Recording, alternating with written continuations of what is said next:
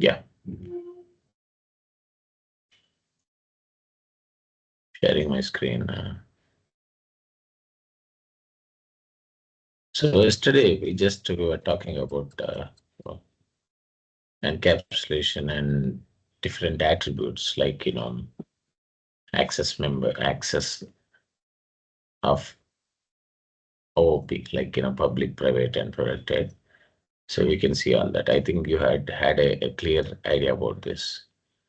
So the next thing is I just would like to add some quick things here and then jump to the another topic in today's session. So what is that is how to modify the state of object without directly accessing that private member. So that is what we need to understand. And this is one of the core principle of encapsulation. So if you want to protect that data privacy or data integrity or data security, so what is that we should do is we should not access private members directly. And if you want to change the state of private member, we can do that by having setters and getters. By using that setter, we can modify the state of a private member. And by using getter, we can access that private member indirectly outside that class. So one thing we should understand when you are working with this encapsulation or private data, we need a method mechanism. It might be setter or getter or any other method, but we need a method mechanism to do some change on that private data and to access that private data. That is what we should do. So let us just take a simple example. We'll use that same example. Let that be there. We just add few more methods to this code here. Just simply, let's add few methods. So to the same example, whatever we are discussing yesterday, you can see here we have a person class. In that we are defining three different types of access. One is name has public access, age has protected access, salary has private access. If you want, you can make them all private, not a big problem. Okay. So what do you do right now? Just add this public method. This is a public method, adding that here. And the purpose of display, it's simple. It is displaying all these members inside the class, that is name, age, and salary. And this is possible through method. We can change the or we can access private members or protected members or any, in fact, matter of fact, any member. We can access any member through methods. So just display, just doing that display thing. If you want, you can simply call here. And yesterday we tested that if we can directly access protected and private members in the yesterday's session, and we concluded that private is not accessible, protected is not accessible, but still it is not recommended. This should be clear for all of you. So I'm just removing this. Okay, as this discussion is already done.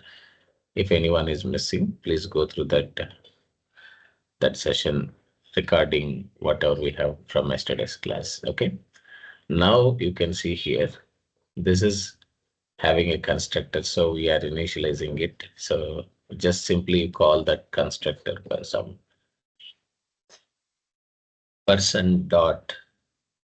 So this method name is display info. Just call that display info and put parentheses. That should be fine for us. I can now run this program.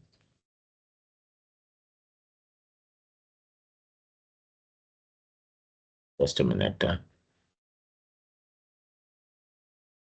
Yeah, sorry, there is a indentation issue here. I put it as a nested method. Yeah, now it should be fine. Now run this. Now you can see the output of all members. And this is possible. Through method, we can have access to private members outside, indirectly, not directly. If you do the same to access this private member directly, it ran into error, attribute error. Okay, that is fine. Next, after that, let's try to also exclusively define two methods, a setter method to modify the salary, a getter method to extract that salary. So generally we define the setters and getters to define on each attribute exclusively. One method to set some variable, one method to get value of that variable. At a variable level or at attribute level, if you want to if you want to modify an attribute or if you want to just get a value of that attribute exclusively, then we define setters and getters. Suppose if I have three variables, then I need three setters and three getters, one setter for each of these variables, right? Similarly, to set value for each variable, we need three setters. To get value from each variable, we need three getters. And generally, people define setters like this. What is that? Some set underscore that attribute name. That is how we have to define. Right. Similarly, if it is Java, all that we can also create from that IDs itself. Right click on that, generate setters and getters. But this is how we define in Python. Okay.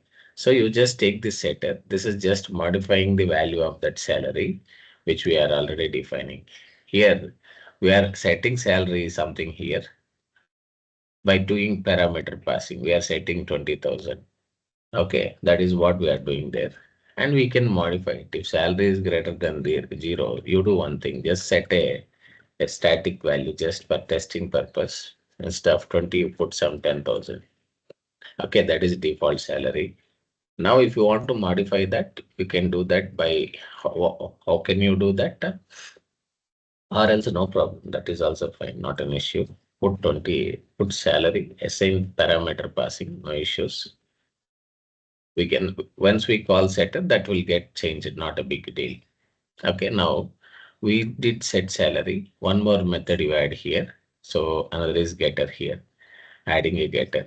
Getter just return that value of salary. So this is how you have to create a proper OOP class with setters and getters. So it's all depends upon us, like how you want to create. I'm showing you all different approaches, like having methods, instance methods, static methods, and even setters and getters. Maybe in future, which approach you want to use, you can choose that. Okay, that's it, friends. Now this is the idea. So we have, I think all these things are clear for all of you because you know about the constructor thing. Only thing is we just put some protected and private properties. And now to make some change on this private property, we use a setter here. So what this setter will do is it don't directly access private, but we access this private variable indirectly from outside. Okay, and set that private property. Got it, right? So if I want to modify a private property, then the best approach is using this setters and getters approach so that we can make change to the state of that object, that private the state to the to that variable, that private variable. So now you can see now we do one thing. In the driver program, what you can do is call that I want to modify setter. You know, right? We can't call private variable directly, but still we are modifying this private variable through this setter. So what do? You call this set salary, right? And change that state of private variable and set it some 50,000 instead of 20,000. Now what happened? This salary gets modified. And you can see that change either calling display info, or if you want to exclusively see the change on that private variable, call that get salary. So now what do you do? Person dot, you can say get salary. This returns the private variable, the value of private variable. So you have to pass it to the print statement, okay? Because it is returning a value. So you can simply say salary is, okay? And then you can simply, what you can do, you can put a this one here if you want. use that f string and then directly call that method and close the print statement and also close that quotes here. So this is what you should do here, friends. See what this setter and getter is doing. We are indirectly changing the state of private variable without actually touching that private variable. And this is how we have to achieve encapsulation. Okay, now run this first. We'll talk about it a little more. You can see now in the initial scenario, we can see that salary is set to 20,000. But once we use that set salary and we are able to set here this 50,000, this has made change to that private variable, this private variable. Got it, right? So this one. So instead of 20, that got updated. But how we are doing here, this is an indirect approach, not direct approach, right? Similarly, we are able to get salary through getter, and this is also an indirect approach, not a direct one. So that is how you can change state of a private variable or access the state of private variable through these methods in an indirect way, not a direct way. And this is something a pure encapsulation is. Got it right, friends? So, so this is all about what is that encapsulation or access modifiers, what are different access, public, private, and protected, and finally, how to have a setter and how to have a getter. At what level we should use setters and getters. If you want to apply a method on each attribute exclusively, then we need a setter and getter. And this is the best approach as well. Generally in Java or C Sharp, there is a concept called POJO, right? Plain old Java object. If you want to achieve similar thing in Python as well, then that POJO scenario needs a setter and getter. So that even we can do the same in Python, right? With the kind of methods like setters and getters. So for these three properties, you can create three setters like set name, set age, and set salary. Similarly, you create get name, get age, and get salary. Three getters. That should create a kind of POJO, okay? Something there in other languages. So I'm sharing this with you. Let me share this with you. I hope this is clear for all of you. And if you miss anything, the continuity you have in the yesterday's session. So we are going jump to a new topic now. There are so many things in OPC, any programming language is ocean. So when you keep on learning, we keep on learning because those many topics will be there. Right. Even here, there are many. What I thought is some few more advanced topics I would like to cover once after we complete most of our syllabus. Okay. So that pandas, that numpy, and few more other topics which were remaining in our syllabus. First, we'll finish all that, and I'll bring in those important topics, advanced topics, so that okay. So it would be easy for you. So next topic of this is about all these things. I think now we covered all OOP principles. So what are those principles, friends? We covered object. By now you should have something very detailed idea about object now. And now when somebody ask about object, you just don't discuss about object. You also know how object is represented in memory, all that, and how the variables are stored, what exactly is object. And we have so much of an in-depth discussion on all this. We did a deep diving into all this. Okay. And we have discussed about class and we have discussed about abstraction in the yesterday's session. So which is nothing but how to use abstract class and abstract methods and how to override abstract method in subclasses, all that. Next, we had discussed about encapsulation, okay, which is nothing but a pure security approach by using private properties and public methods. So the methods generally should be public and properties should be private when you are implementing encapsulation. So the best thing is you may have setters and getters just now what we have discussed, but I'll bring in another kind of scenario for that with setters and getters approach once a little later again. And then we discussed about inheritance and also types of all inheritances. And finally, we also discussed about polymorphism, and we had a very detailed discussion on this as well. So about what is that? So method overriding, overloading, operator overloading, and then method overriding, all that we had discussed. So this gives you a very detailed idea about what, friends, the overall OOP features. Got it right? So this is all about OOP. What we do is we jump to the next topic, which is nothing but exception handling. How do we handle exceptions in Python? And the exception hierarchy, the superclass of all exceptions, all that. Let's get into that. So this is something really important, whatever we are discussing now. So I just let me. It is a very simple topic, though it is very crucial, but it's simple, not really that difficult to understand or to implement. So what is exceptions here? So the next topic in our journey of Python is exception handling. So we are almost coming to the end of this syllabus. Of course, two more core topics are there. That is NumPy and Pandas. Probably Pandas we need little more deep diving. So that's it. What is exception handling? Right now, let's get into the new topic. Simple. You just take a small piece of code. Don't try to understand anything.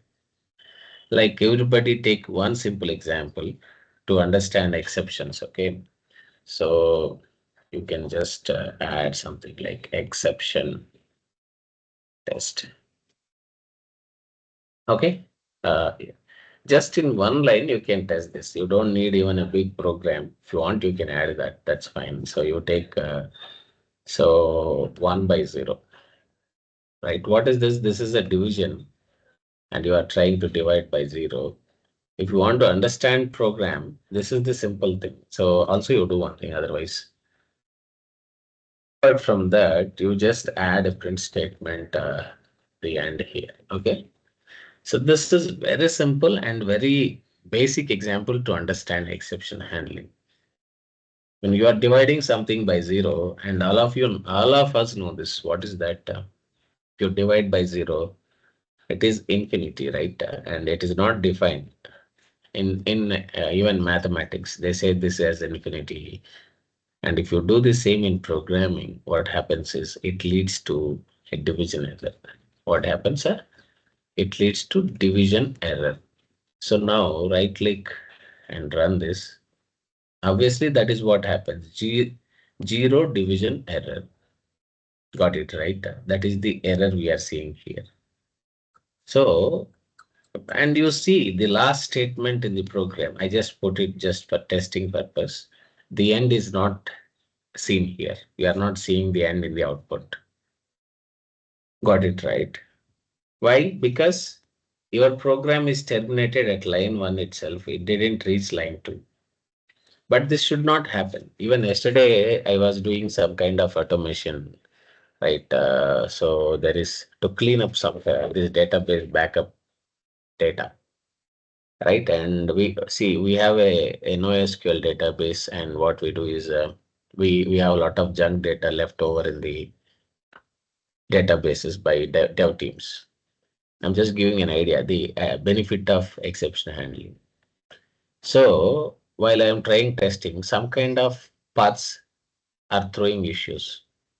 So what did we do? Generally, the solution is to avoid that bypass such issues, runtime issues. If you add that try and except block, that keeps going on without stopping. Wherever there is that error, that will be skipped and it will move to the next iteration. So that is the advantage we have with exception handling, and all of you might have that idea because we are all working people. So, but this is the best example. So suppose same thing, if you want to make sure that this exception is properly handled. Right here, what is happening when you divide by 0, it leads to exception. When you have exception, your program is terminated abnormally. Abnormal means improper termination. And that should not happen in programming. If you don't handle your program, your code properly, then automatically it leads to exceptions, abnormal terminations. Then what is the biggest challenge with this kind of problems? You don't get expected results in the production. And production should have these kind of issues. Suppose at dev level it is fine, at QA level it is fine. Okay, at UAT level it is fine. But at prod level, if you are running into these kind of issues, then the first immediately, the management is going to first go and ask this testing people. Next, it comes to dev people, what you guys are doing. So these are all simple things. So to avoid this kind of abnormal termination, the simple thing is we should adopt exception handling. So what is an exception? Simply speaking, exception is nothing but something which it avoids abnormal termination of a program. Exception is something, simply speaking, if you just want to know, exception is an error or object. You can say it is an error. Runtime, let me make it more clear. It is a runtime error, okay? Or you can say an object as well. It should be fine. You can say object, which terminates a program abnormally. Terminates a program abnormally. Okay. So that is what this is, because that statement is not here, just typing that. That is what exception does. What exception handling does is it avoids abnormal termination. You got it right. So that is the exception handling. Best example is suppose having a extra tire in a car. So what is the possibility of with tires? There might be a puncture, but you cannot say when puncture happen, when that car or okay bike or anything is just it is parked, you don't get punctures. When you are traveling, when you are in runtime, then you get a puncture. Then to avoid that, you put a stepney, right? That is exception handling, simple, so that nowhere your journey is going to stop. Same thing here. So what exception is? It's a runtime error which terminates program abnormally. What exception handling is? It avoids that abnormal termination. And for that in Python, not only in Python, this came from probably C++. All these programming languages, whatever we are seeing today, are languages that evolved from C and C++. But of course, before C, there is some B language or some Pascal, there are many. But the much evolved, much organized languages are C and C++. From there, we have all this. To handle exceptions, we have these three keywords: try, except, and finally. Of course, we don't need finally. What are very important here is core keywords are try and except. If it is C++, if it is C++ or Java or C Sharp, we have try and catch. In place of catch, Python people use except. That should be fine. I believe the journey of Python is a bit before Java itself. Got it right, friends? So this is what important here. So in the same example, if you see here, I want to control this abnormal termination and make sure that this program is executed successfully. I just do one thing. Now I found that I have issue with this statement. This is a risky statement. So then I put this risky statement inside try block. Okay. Make sure you follow the indentation and then put except under try. Okay, if you want, you can add some class name here, exception class. You know, by now you have idea about all classes. We will also discuss exception hierarchy. You have to put this. This is the syntax of try except. Simply try that statements. Maybe the syntax should be here as well. Let me show you the syntax. Sorry. So this is the syntax, right? So this is syntax. See here, try. Put whatever statements you want under try block. Even your entire code can go under try block. We don't have issue. Okay, it's not like you should put only risky statements. We'll talk more about it in next coming few minutes. Then after that, you need accept, and then if you want, you can pass some class name. You need to some alias here, I think. Okay, that is what we should do. And finally, the statements. We will see that one by one. What is try, what is accept, what is finally, and how to implement or use all this in the program. We see all this. Okay. So now this is accept, and finally, if you want, you can add a print here. What is that? Exception is just for testing purpose. I'm just adding here exception is caught. Okay. Now this time, this program, it has exception, that is fine, but still this program executes successfully. We don't have any abnormal termination in this program because we have adopted exception handling into this code. Right. So let's run this now. Now you can see we don't see any trace of errors here. It doesn't mean that we don't have exception. We had exception, but we handled it. That is what happening here. And even you can see this. The last statement in the program also got executed. And this is all because of what? Because of using exception handling here. You got it right, friends. As we use the exception handling, try and accept, this is possible. And it is very simple. Put all that risky statements or all that code, whatever you have in try block, under that put accept. Then if any exceptions rises in that try, that is thrown to accept. We'll just go by these clearly one by one. I'm just showing you a quick example to see how we can handle exceptions, that's all. And finally, let's just quickly just do a analysis on all this one by one. So what do you do right now? What is try block here? Finally, you understood something. If we should handle exceptions, we need try and accept. That is important. Okay. So now, if you look into the code, what is try block? Try generally consists of risky statements. If it's not risky, if you can put even the whole code in that, that is fine. Not a big issue. But it should, but the priority is it should have this risky statements. We should keep or put this risky statements under try block. That is the priority. You may have other statements in the code, whatever you have, you can put under try. But the priority is that risky statements must be there under try. That is what try block is. A try block consists of risky statements. And if an exception is raised in try block, it is thrown to accept block. Try cannot handle exceptions. Okay. We can't try don't alone handle exceptions. But if exception is raised in anywhere in the try block, that is thrown to accept block. Okay.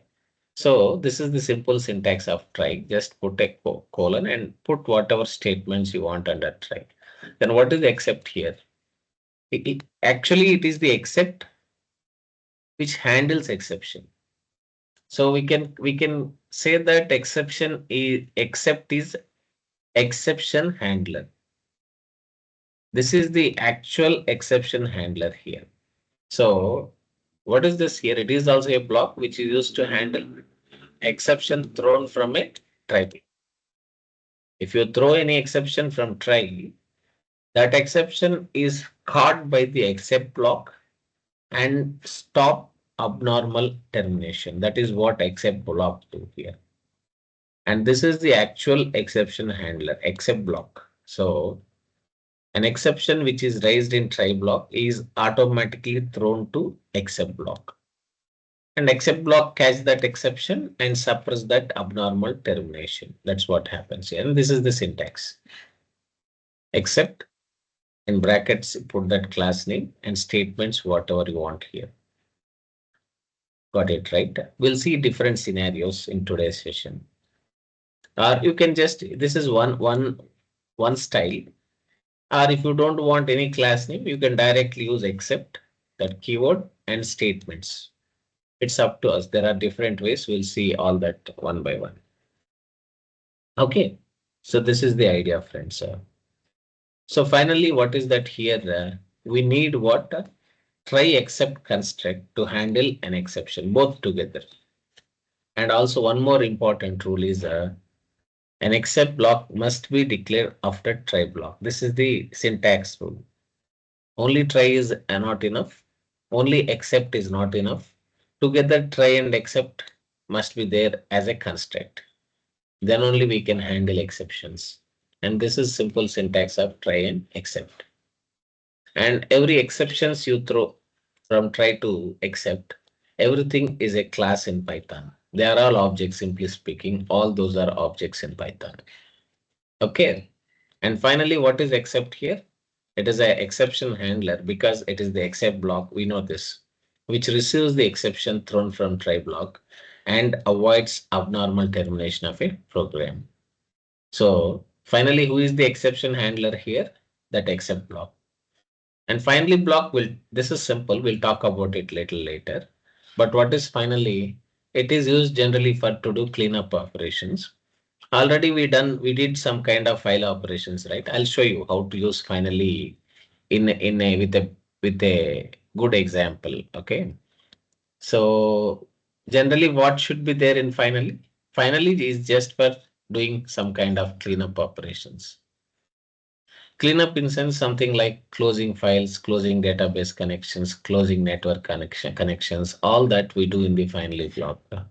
And generally, usually finally block is declared after try block or except block. If you want, you can put it after try, but that doesn't have that is not idealistic approach. Okay. So having finally after try is fine. Syntactically it is okay. But if exception is raised, finally cannot handle exception. Who can handle exception? It is the except block who can handle exception. But syntactically that is allowed. It's okay to have that. So, but finally block is declared after what? It has to be after except block. Okay. So that is the idea. And this is the syntax. This is how you should define try, except, and finally. You can see here. This is try, followed by except, followed by finally. And this is syntax. Syntax 2 is okay. We can have a finally after try. This is syntactically fine. But still what? It cannot if any exception raised in try block, finally cannot handle exceptions. It is always except who can handle exceptions. Just keep that in mind. Okay, this is just for some certification exams. Sometimes they ask which of the following syntaxes are correct for try and except. And they give all this. You might think this is wrong, but this is also valid. This is a valid syntax. So in such cases, not to go wrong, we just brought this syntax as well here. Got it right here, friends. So this is the idea. So syntax 1 is idealistic or realistic syntax. Syntax 2 is still syntactically fine, but this if exception raised in try block, and this finally cannot handle exceptions. We'll see all this with examples one by one. We don't need to worry about it. And finally, the execution flow. How the execution happens here. You have this syntax like this, right? You have a try block, except block, and finally block. In this, which blocks are executed, which may not execute all the time. If you see, a try block and finally block are always executed. No matter what, if exception is raised or not, always a try block is executed and finally block is executed. Irrespective of the exception. Now, what if exception is raised or not raised, whatever it is. But except block is executed only if exception is raised in the try block. If we have exception in try block, only then except block is executed. If no exception is raised in try, then except block is not executed. Or this is not at all into the this thing of interpreter, consideration for interpreter.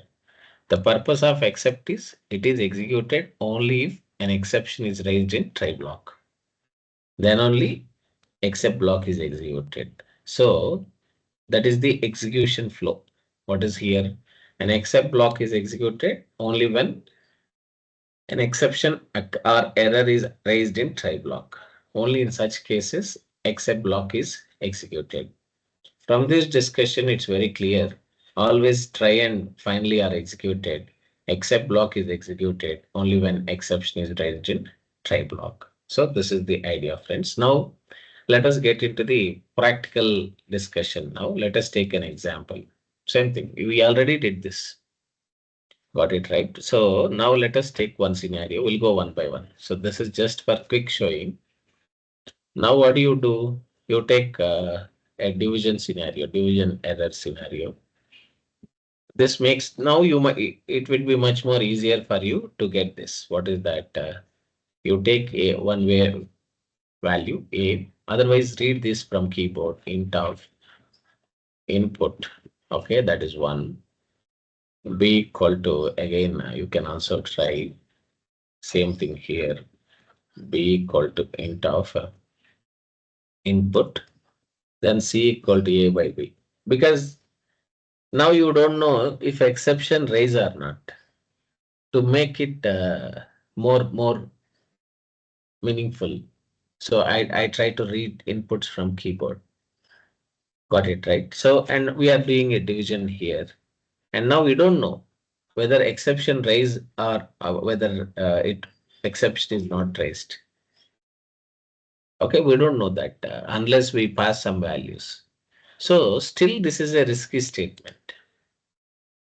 Even if you don't need to worry about it. Suppose you ask a question, how do I know if something is risky or not? That's fine. You come to know when you are doing development. And while testing, if any exception raises, then a simple thing is you have to put that in try block. That's all. And accept has to follow. If you don't know anything about exceptions, if you ask a question, I don't know anything about this. How do I know where to put try and accept block? Simple. While doing development, you test your code, right? And if it is throwing these errors, runtime errors, what is that you should do? Then you have to put the simple idea is put that code in try block. That is the idea. Okay. So now what is that you should do? Put all this. If you want, you can put the all this code under try, not an issue. Not just only this logic. You can have other statements in try block as well. Okay, then after that, we have to do what? Try should be followed by except. Okay. Now, and after that, another important thing is you have to pass some exception name, exception, some as E or something, colon. That bracket thing, I think for one thing you don't need a bracket. For just one exception, you can remove that. Okay. So now when you put exception, what happens here?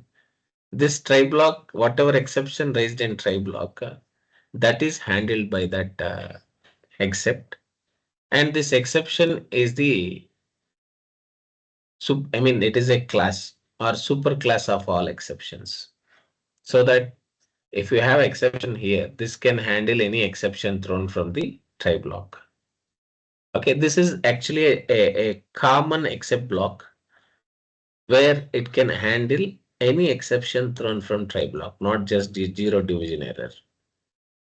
Okay, generally this is what I use when I implement my code in development. Got it right? This is something which I keep always. But of course, we'll try to understand other things as well. But just keep this for some time. Okay, but syntax is simple. What is that? That try should be there with all that statements, followed by except, and that exception class, and then alias for that class. So when you say as anywhere in Python, it is alias. For this whole class, we are keeping an alias as E. And if you want to know which exception is raised, print that E in the except block. When you print E, then you understand, okay, I got this exception in the try block. So that you can think on that, what to do. Right? You can go for corrective measures. That is what you should do, friends. So this is the idea. Run this now. Finally, got it right. Put a debugger, not an issue, to understand the execution flow. So what is that I want to do? Debugger. Okay, run this now. Debug this code. Or we can do one thing. Let's do one thing. Let me run it without debugging first. I'm removing debugger, not an issue. Enter some 10, some 5. Both inputs are fine. So no 0 in denominator. So this executes fine. And of course, I'm not printing C printer. Okay, print that division value. Now run this again. Some 10, some 5, and you have 2 here. So this is a proper execution. Suppose put a debugger now. This is test case 1. So we did test it with what is that? Test case 1. The values are 10 and 5 here. And test case 2. What do you do? The values are 10 and 0. Then what happens now? Let's run this now. Debug this. You get that idea. Now what do you do here? Still it's just try to enter 10 and then 5. Sorry, and then 0. Right? Numerator is fine. Denominator I gave it as 0. Enter.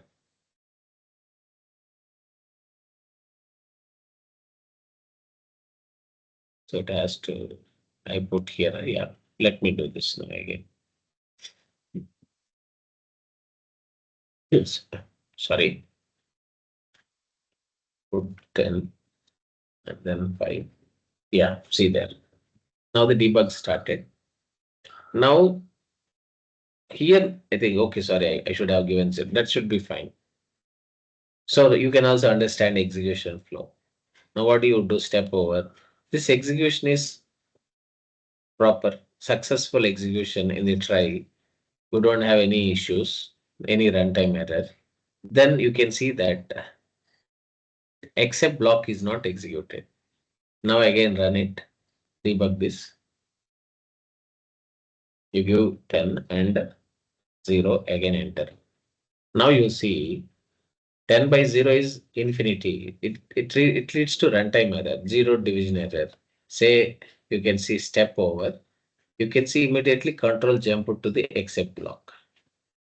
Because there is an exception in try, then the control is jumped from try block to except block. Now you can see the control at except. Now again step over and you can see that 0 division error in the E itself. While throwing that exception, that object is thrown to the this except block and that is stored in that parameter. Okay, now finally step over and you can see that division by 0 there. That is the summary of exception. Okay, so this is the idea, friends. Got it right? This is how you have to implement try and except blocks. But this except block is, what is this except block? This is a common block or a generic block which handles any exception thrown from what try block. Okay, sorry friends. You can also add one more thing here. Take one more example. Take a list here, something like list 1 equal to. Okay, you can define it in the beginning itself. Something like 1, 2, 3. Just add for testing purpose. Now what do? You try to print list 1 of 5. Okay, and then print C as well. Now run this code. So I am raising this exception. I am trying to create some exception exclusively. I am forcefully adding exception into the code because we don't have that index 5 in this list. But still what I am doing, I am trying to access a value from 5th index. This leads to some index error, right? That and even that is also a runtime error, right? Until we call that, we don't know that what is this, whether this index exists or not. If the index is not there, then this we know we already did this list topic, right? It leads to index error, and it is a kind of exception again. and which terminates program abnormally. So what do you do? Right click, run this, and you can test it now. Just try to input those first two values, 10 and some 5. This is okay. And you can see that we have that index out of range. Still, there is an exception. So if you want, you can put a debugger again. Right click, debug that code. Right now, you try to input that 10 and that those two AB values. Now this execution debug started.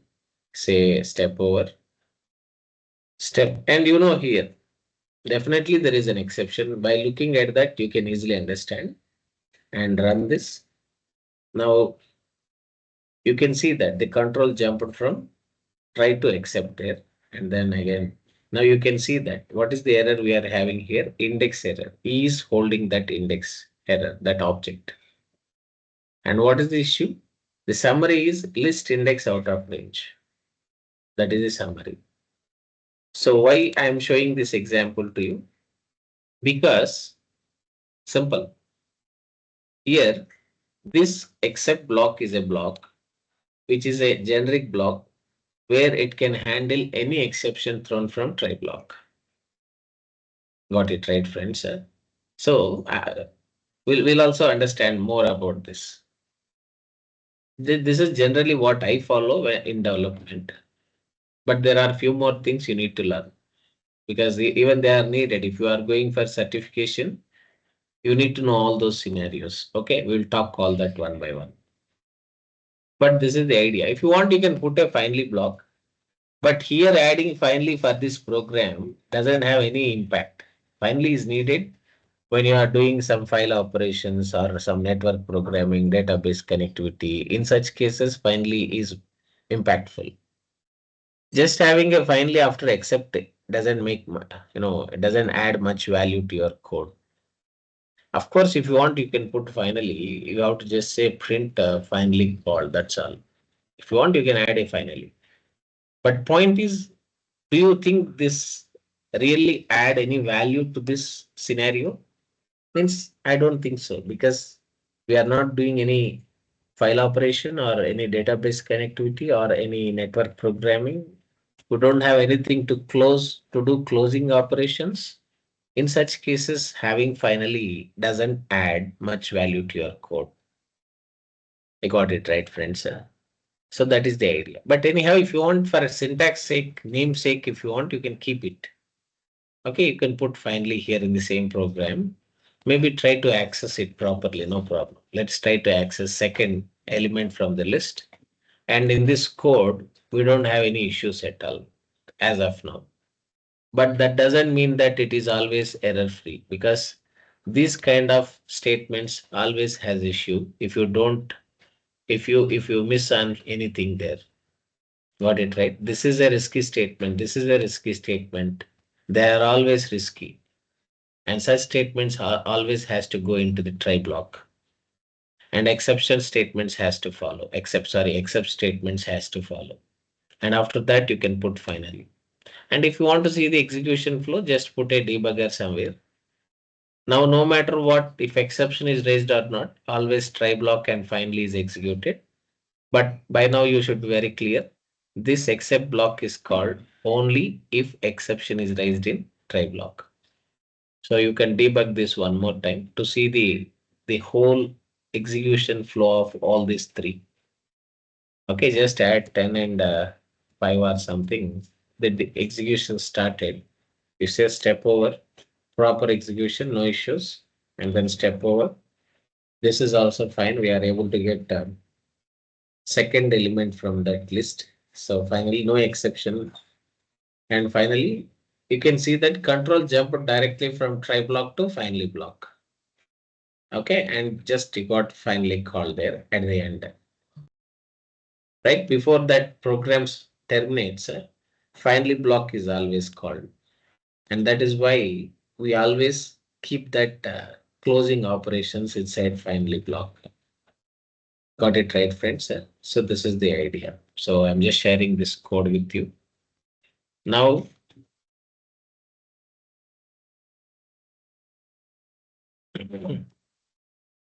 This is just only for having a high level this thing. Now let us get little one step down into this discussion.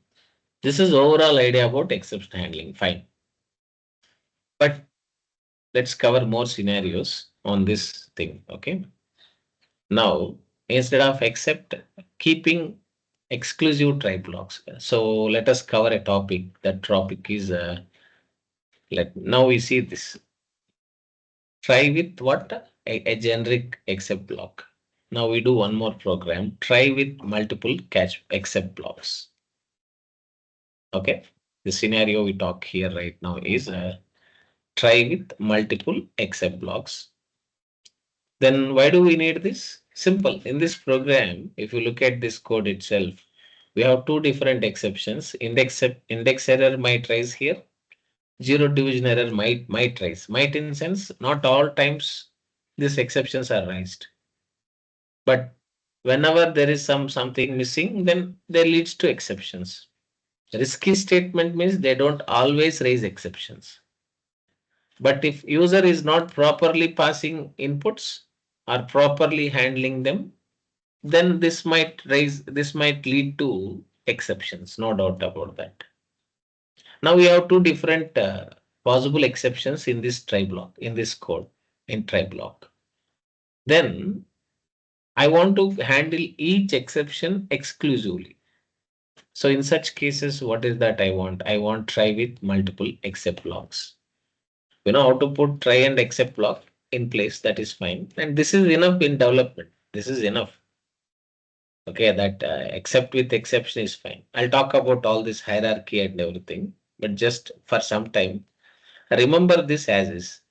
We just need to pass some parent class name here, which is exception, which is super class of all exceptions. Now you know inheritance as well, right? Right. So this is super class of all exceptions.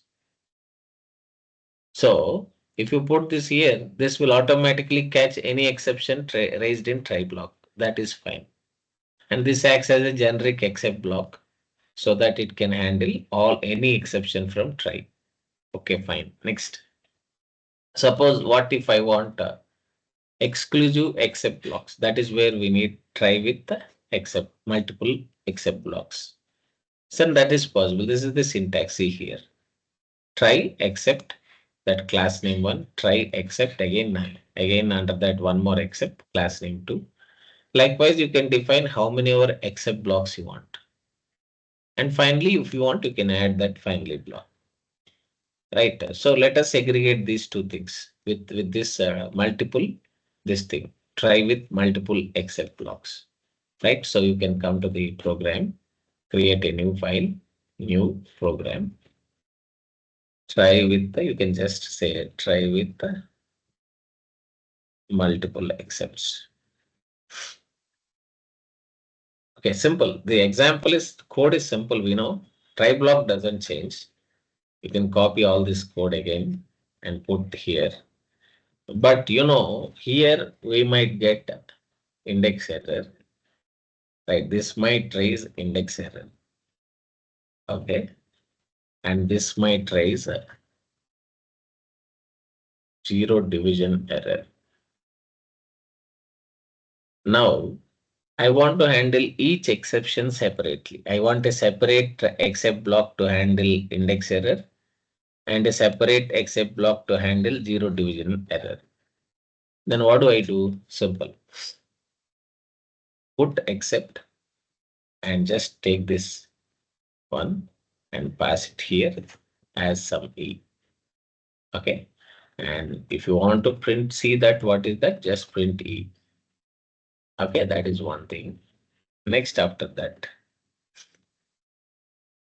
you can have one more except block. And you can have this zero division index error here. And again, you have one more alias and print that there. And likewise, you can add how many more except blocks you want. Depends on kind of errors raised in the try block. Okay. In this program, we have two different risky statements which may raise an index error and zero division error. So to handle these two exceptions or errors, runtime errors, I used two except blocks. One except will handle zero division error. Another except will handle index error. Okay, fine. Likewise, if you have more runtime errors in the try in this code, then you can add more except blocks. It's up to us. And finally, what? Just for safer side, if you want, you can add one more except block at the end. That is except with the super class as parameter, which is nothing but exception class as parameter. And at the end, you can put a finally. But in this kind of scenarios, finally doesn't add much value to the code. I'll show one scenario where finally is impactful. Okay, we'll see that. Okay, print. So what I can say that the exception is caught. Okay, so that is sorry. We don't need to say finally exception caught. We have to say finally is called. That's all. Simply say that. So finally, this is what we are. This is a try with multiple except blocks. Suppose we do one thing, put a debugger, run the code in debug mode.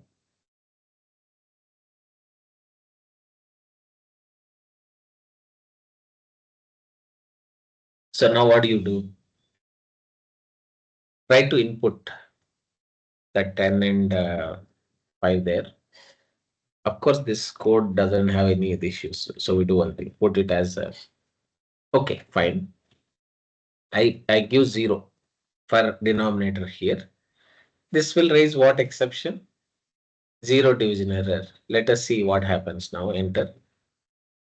Now go step by step. We don't have issue with the list anyhow, but we have issue with this division. Then which except block is called now? Then automatically this will jump to, you can see here, it jumps to this except block where that zero division error is declared with except block with zero division error, and then again step over, you can see that, and finally it goes to the finally block, executes that. Got it, right? So finally what's happening here in this case, so when you have exception with division, it goes to except with division error parameter. If you have issue with list or index, then it goes to except block with index error. Okay, let us do one more run. So right click. Okay, here just try to call some fifth index or anything out of index.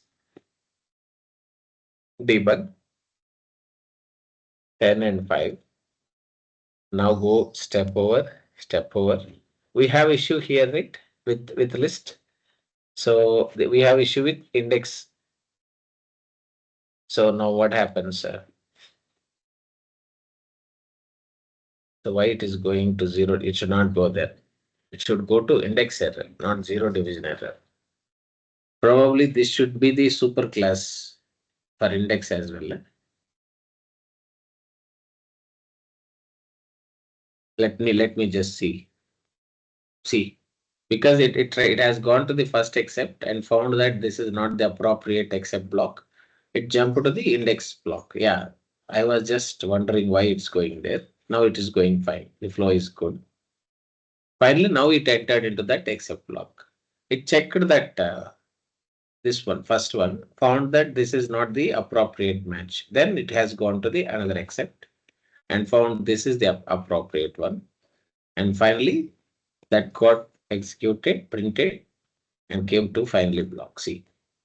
And we are able to handle this index error successfully.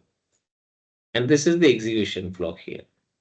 Got it, right? And when this is called, the third except block is called when you have some other statements other than this zero division and then index error, then automatically it will go to the this one, third except block. But order of keeping this except blocks is important. Suppose you see here, I take this and put it as a first itself. first block, then this is not actually a recommended approach. This is not a best practice. The best practice is smaller exceptions has to be big, has to be first, and then you have to declare bigger exceptions at the end. That is the best practice. Now you take this and you put it in the beginning itself. Then what is the issue here? This issue is any exception that is raised in try is automatically caught by this block itself, this block. Then these two blocks never get a chance for execution, and there is no meaning in having these two blocks after except. You got it right, friends? So everything goes to this first block itself, and that those exceptions are handled in the first block itself, and this doesn't have any significance. These two blocks don't have any significance or any use or any meaning, and it's like just namesake they are there, but there is no meaning to have these two blocks. And this type of questions you see in certification exams. People ask which of the following syntax are valid syntax for handling exceptions. Trust me, you can go and check also, friends. So in such cases, these scenarios are very helpful if you want to do any certification in Python. Okay, so that is the idea. So what is the rule or best practice? Always keep bigger exceptions at the end, not in the beginning. So child classes should be should be in the beginning, and parent should be at the end. Anyhow, I'll try to discuss the exception hierarchy in tomorrow's session. So that should give you what is exception, what are all this, which is parent, which is subclass, what should be first, what should be last, all that. But these are the best practices with the try with multiple except blocks. Okay, we have few more things. Also, we have one more important scenario, one important topic in exception handling, that is creating our own exceptions. That is also very useful scenario. Creating custom exceptions. Okay. Anyhow, let me share this code with you. I'm sharing this code with you. Tomorrow, we'll discuss few more important things on this, which might be useful for development. Plus, what happened to this? Yeah.